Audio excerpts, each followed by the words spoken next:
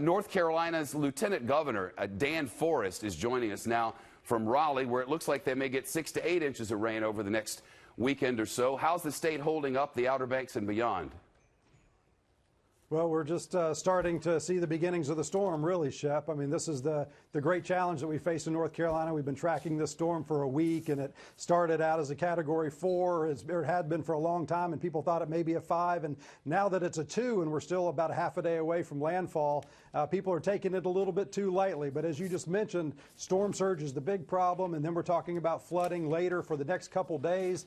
As this storm moves up into the mountains of North Carolina, even and the water travels back to the coast, we're going to be dealing with a mess here for a long time. Yeah, it sure looks like it. I've been looking at the rivers, especially along Silver Lake, specifically the Cape Fear River. From the models, it looks like as this storm comes ashore, it could suck the water out of the Cape Fear River, and as it goes south, push that brackish water up in and just flood that entire area. It really looks like the Wilmington area, Wrightsville Beach, and Eagle Island and the rest could get 1-2 punch.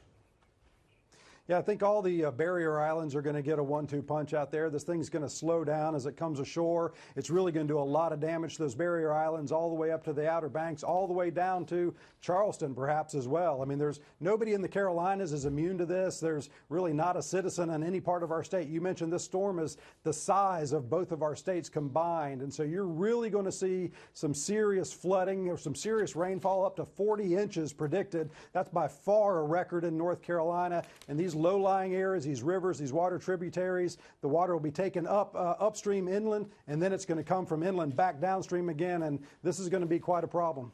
We focus on the coastal areas, of course, from Carolina Beach and Topsail up to North Topsail and the rest, but when you get inland, I mean, you get into Fayetteville, North Carolina, the inland flooding, the inland rain that you're expecting, it could be for the Fort Bragg area, Hope Mills, and all the rest.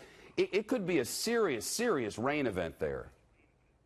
Yeah, again, up to 40 inches predicted, and all the way, they're saying 20 is kind of a low level around that area. So this is going to go on for days too, mind you. It's not just a quick event. The storm doesn't pass through. It sits there for a couple days, and then it starts to move into the western North Carolina mountains. They've had a lot of rain there already. It's saturated. So these rivers flood quite often. We're still dealing with floods in the Fayetteville and Lumberton area from 2 years ago. Haven't recovered there fully yet, and they're going to get hit again.